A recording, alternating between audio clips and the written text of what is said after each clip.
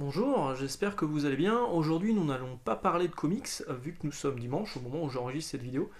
Et le dimanche, je parle d'autres choses qui m'intéressent, donc vous savez que j'aime les jeux vidéo. Alors d'ailleurs, hier, je vous ai teasé que j'allais parler des youtubeurs gaming. En fait, j'en parlerai pas, parce qu'il y a trop de choses à dire, il y a trop de choses à critiquer, et je crois que j'ai agacé assez de personnes cette semaine avec mes vidéos Panini. Je ne savais pas qu'il y avait autant de défenseurs de Panini, je ne savais pas que Panini était autant défendable. Bref, on va pas parler des youtubeurs gaming, sachez juste qu'en France, il y en a très très peu à sauver, malheureusement. Faut plus regarder du côté du rétro gaming en fait, parce que là, quand vous cherchez des trucs d'actu, à part Actu Gaming peut-être, les gros youtubeurs, on va pas les citer, mais zappez tout de suite quoi. Les mecs qui ont des sources dans l'industrie, des sources qui se foutent de leur gueule et qui lui donnent ouvertement des fausses informations pour voir si vraiment il va en parler en vidéo. Ils sont deux, il y a deux clones, ils sont même trois, vu qu'il y a un DLC dans l'histoire. Mais bref, j'en ai déjà trop dit, hein. Aujourd'hui, on va parler de manga. Vous le savez peut-être, si vous me suivez mes aventures, donc pas les aventures de Max Faraday et Divine Right dont j'ai parlé hier, le comics, mais mes aventures à moi personnellement, Max Faraday, aussi connu sous le nom de David, mon nom d'esclave. Je suis allé au Japon juste avant le confinement, donc début mars, jusqu'à mi-mars. Je suis rentré un vendredi, le lundi on était confiné. Même pas le temps de demander à mon patron si je devais être en quarantaine. Et parce que j'adore le Japon, j'y vais régulièrement, ça doit être la huitième fois là. Je vais souvent à Tokyo, Kyoto, Osaka. J'avais un ami qui vivait là-bas, qui maintenant est revenu en France, mais qui va peut-être y retourner. On verra. Et j'en profite souvent quand je suis là-bas pour acheter du jeu vidéo et acheter parfois quelques mangas. Alors c'est plus rare parce que je maîtrise très très mal la langue. J'ai quelques notions, mais bon, c'est pas, je le parle pas quoi, clairement pas. J'arrive à déchiffrer quelques trucs, ce qui est vachement utile si vous partez au Japon parce que quand vous voulez voir une boutique en particulier, vous pouvez avoir sur un immeuble 12 boutiques différentes, une à chaque étage. Et en fait, pour savoir où se trouve votre boutique, c'est écrit en bas sur un petit panneau, en fait, mais c'est écrit en japonais. Donc si vous traduisez pas, c'est compliqué. Vous êtes bon pour vous taper tous les étages. Aujourd'hui, je vais vous parler de D-Sport Fighters, ce manga que vous avez là, donc dans l'univers de Dragon Ball. Alors plus ou moins dans l'univers de Dragon Ball, en fait, ça se passe pas dans le Dragon World, qui est l'univers officiel où se déroulent toutes les aventures de Dragon Ball Super, etc. Mais qui est un manga promotionnel en fait qui accompagne Dragon Ball Fighters, donc que j'ai dans sa version Switch, que j'avais acheté comme un pigeon bené en version PS4, que j'ai revendu quand il a été annoncé sur Switch en me disant j'y jouerai plus sur Switch, et c'est le cas, j'y joue quand même beaucoup plus sur Switch. Je suis pigeon de base, j'ai acheté tous les persos en DLC, j'ai acheté les musiques d'origine, j'adore Dragon Ball, j'ai plus rien. Voilà. Et donc le jeu est génial, hein. Si vous n'y avez pas joué, c'est du jeu de combat par Arc System Works. Alors c'est pas aussi poussé qu'un King of Fighters pour les connaisseurs. C'est même parfois plus bourrin, on va dire. Mais il y a quand même beaucoup de subtilité. Plus vous y jouez, en fait, un très bon joueur, vous l'aurez jamais en fait. Et le jeu est vraiment super, il est magnifique. C'est un vrai dessin animé interactif. Et il est sorti, il est disponible sur Xbox One, PS4, PC, Switch, partout en fait. Et ça c'est top. Donc il y a une scène e-sport qui s'est lancée là-dessus.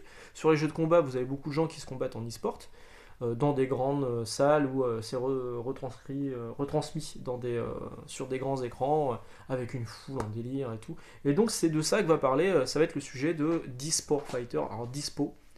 Ils mettent dispo, mais c'est e-sport, je pense que c'est un diminutif de e-sport. Dispo Fighters en fait, qui va suivre les aventures de Kenzo, ce personnage que vous avez là, qui ne connaissait pas du tout le jeu en fait, et qui va se retrouver à rencontrer un. Alors il a un caractère, mais de con, mais vraiment de con, hein, de petit con hargneux qui veut toujours être meilleur que les autres, et en fait il a un vrai talent pour Dragon Ball Fighters sans le savoir. Il rencontre un gamin qui s'appelle Mamoru qui va l'accompagner, du coup ils vont monter une team ensemble. Et il va le combattre juste pour lui prouver qu'il est plus fort que lui alors qu'il connaît pas le jeu. Il va le battre effectivement. Et Mamoru va se rendre compte que ce mec il a de l'or dans les mains et que du coup il va l'entraîner dans des compétitions, etc. etc.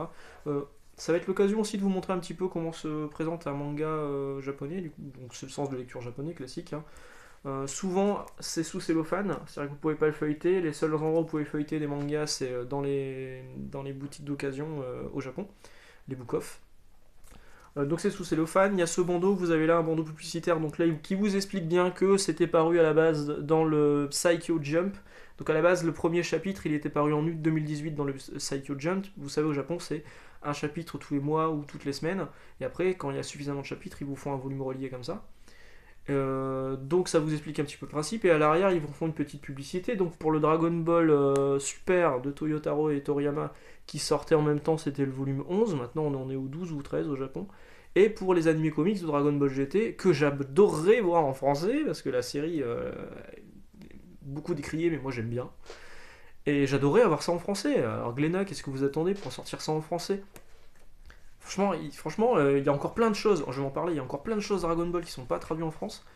Et Glénat est assis sur une mine d'or et il n'en profite pas, c'est étonnant de leur part. Voilà, donc j'enlève le bandeau, vous avez le manga classique, comme chez nous, une couverture à rabat. Donc là, il y a la couverture classique avec sa tronche, et là, avec sa tronche en version débile. À savoir que c'est un manga pour le jeune public, hein, donc c'est très, très humoristique, cucu, zizi, pampan. Souvent dans les mangas japonais, vous avez aussi ces petits fascicules en fait qui vous présentent les prochaines grosses nouveautés en manga chez l'éditeur. Donc là, en l'occurrence, c'est Jump Comics. Vous voyez encore Dragon Ball 11. Le manga, celui-ci, je le connais pas. Hachitari, je connais pas. Ça non plus, je connais pas. Il y a plein de trucs que je connais pas en fait. Hein. Bon, celui-là, je connais. My Hero Academia. Ah, et puis Demon Slayer, Kimetsu no Yaiba. Alors, Kimetsu no Yaiba, je les ai lus pendant le confinement, là, les versions françaises, sous le nom de Demon Slayer. Je comprends pas le délire. Il y en a partout au Japon. J'ai lu le truc, c'est moche, c'est pas original, je comprends pas en fait. Pourquoi tout le monde adore? Il paraît que le dessin animé est bien, mais à la base c'est un manga le truc. Bon, bref, on n'est pas là pour parler de ça, on est pas là pour parler d'e-sport fighters. Donc en fait, ça se passe dans le monde réel, plus ou moins réel, pas dans le Dragon World, je vous l'ai déjà expliqué. Donc les personnages de Dragon Ball sont des personnages de jeux vidéo. Le personnage que vous avez là donc, va acquérir une tablette ou un téléphone. En fait, dans ce monde-là, tous les tablettes ou les téléphones, à partir du moment où vous avez une technologie qui s'appelle le BVX, le système BVX, vous pouvez le transformer en espèce de Switch. D'ailleurs, la Switch, c'est clairement l'aspiration globale du truc. Hein. Hop, je vais enlever la couverture, ce sera plus simple pour feuilleter. Vous voyez, on la voit derrière. Hop. Bon, alors, il y a des planches qui sont pas mal. Bon, ça vaut pas du tout le trait de Toriyama. Hein. Et il y a des planches qui sont carrément dégueulasses. Donc vous voyez les personnages, quand ils se combattent en fait entre eux, dans le jeu, vous voyez les personnages apparaître donc, qui sont dessinés. Et parfois ça vous donne aussi des combos et des astuces. Bon, c'est des combos de base hein, que franchement tout le monde connaît à partir du moment où tu essayes le jeu. Mais ça vous... Il y en a pas qui est là. Ça vous donne quelques astuces, donc du coup c'est plutôt sympathique. Il y a tous les personnages du jeu, donc tous les personnages du jeu présents à ce moment-là, parce que maintenant il y a deux nouveaux personnages qui arrivent, notamment Goku en Ultra Instinct qui arrive là à la fin du mois. D'ailleurs, en Ultra Instinct, l'Ultra Instinct, je crois que c'est appelé réflexe transcendantal en français dans le manga. On est le seul pays au monde à pas avoir appelé ça Ultra Instinct. C'est un choix de la traductrice, mais je trouve ça un peu curieux. À partir du moment où tout le monde utilise Ultra Instinct, je vois pas pourquoi nous on a changé.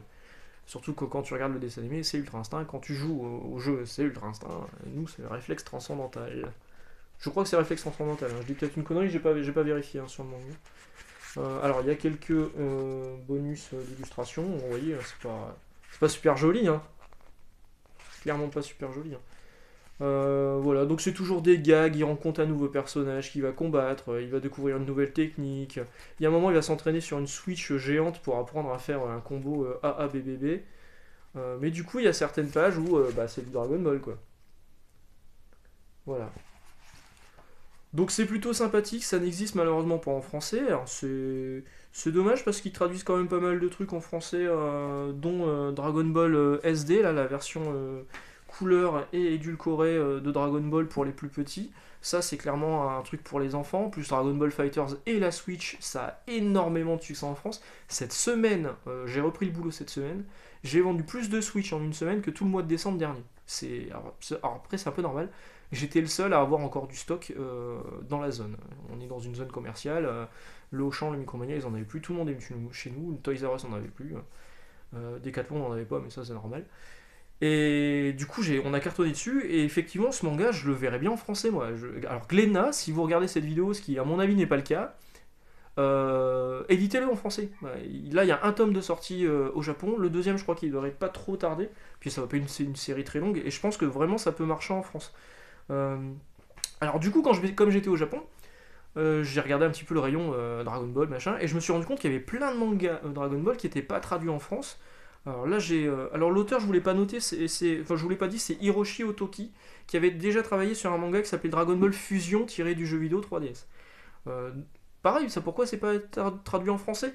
Et il y a d'autres trucs, il y a Dragon Ball Heroes, il y a Super Dragon Ball Heroes avec plusieurs séries différentes dedans, Galactic Patrol. En France, on a eu droit récemment à ça. Je pense que c'était un test.